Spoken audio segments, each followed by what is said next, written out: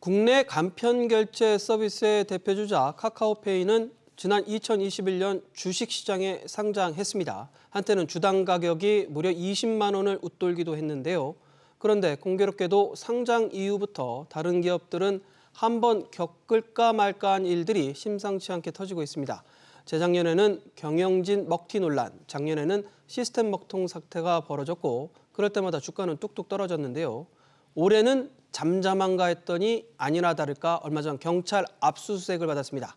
카카오페이를 둘러싸고 벌어진 일들과 앞으로의 주가 전망을 금융부 유정현 기자와 알아보겠습니다. 유 기자, 가장 최근 이야기부터 좀 해보죠. 카카오페이는 어떤 일 때문에 경찰 압수수색을 받은 건가요? 네, 결론부터 말씀드리자면 카카오페이가 일감을 주는 회사로부터 불법적인 지원금을 받았다는 의혹입니다. 서울경찰청 반부패 공공범죄수사대는 지난 3일 경기 성남시에 위치한 카카오페이 본사를 압수수색했습니다. 아시다시피 카카오페이는 온라인은 물론이고 오프라인에서도 각종 결제 서비스를 제공합니다. 종종 식당이나 옷가게에서 카카오 캐릭터들과 함께 있는 QR코드를 본 적 한 번쯤 있으실 텐데요. 이렇게 가게에서 카카오페이로 결제를 하려면 가맹점을 모집해야 하고 이 사업은 보통 결제 대행업체, 이른바 벤사라는 곳과 제휴를 맺어 진행합니다. 카카오페이가 모든 걸 다 하기에는 비용이 너무 많이 드니까 가맹점과 접점이 큰 벤사에 일감을 주고 맡기는 건데요. 이걸 또 벤사가 벤 대리점이라는 곳들과 제휴를 맺어 재위탁하는 구조입니다. 문제는 여기서 발생했습니다. 벤 대리점이 카카오페이로 결제가 가능한 가맹점을 모집해오면 이득을 보는 건 카카오페이입니다. 그럼 가맹점을 모집한 벤 대리점에 주는 인센티브와 같은 비용은 당연히 카카오페이가 내야겠죠. 그런데 이 비용을 지난 2021년부터 지난해까지 벤사인 나이스 정보통신이 카카오페이 대신 내준 정황이 포착된 겁니다. 여하튼 상황을 보면은 지금 금융회사가 경찰 압수수색을 받는 게 흔한 일은 아니잖아요. 이런 혐의 어떻게 드러난 겁니까? 네, 금융감독원이 지난 5월 진행한 수시검사에서 드러났는데요. 카카오페이와 같은 대형 결제업체들이 벤사로부터 부당한 지원금을 받는 행위는 현행법상 명백한 불법입니다. 금감원은 만약 이 정황이 사실이라면 단순히 행정조치로 끝날 일이 아니라고 보고 경찰에 수사 의뢰를 했고 서울경찰청이 본격적인 수사에 나선 겁니다.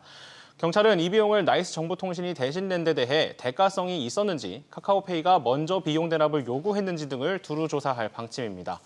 카카오페이는 관련 내용에 대해 수사가 진행 중인 사안이라 확인할 수 있는 내용이 없다고 짤막하게 답변했습니다.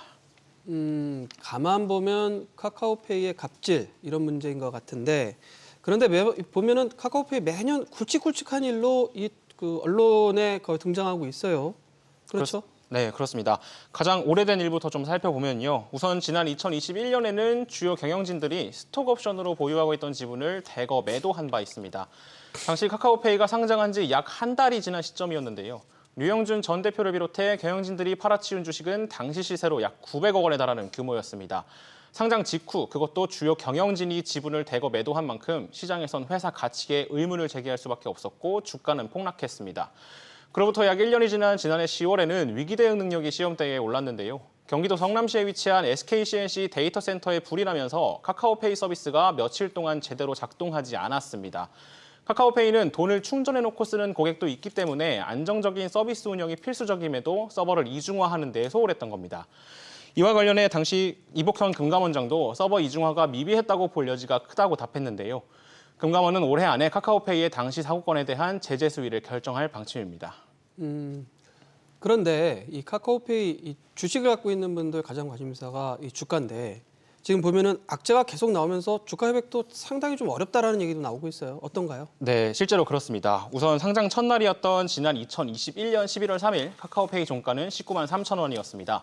이른바 경영진 먹튀 논란이 불거지기 전에는 24만 원대에 육박하기도 했는데요. 이렇게 높았던 주가는 대형 악재를 만날 때마다 큰 폭으로 떨어져 왔습니다.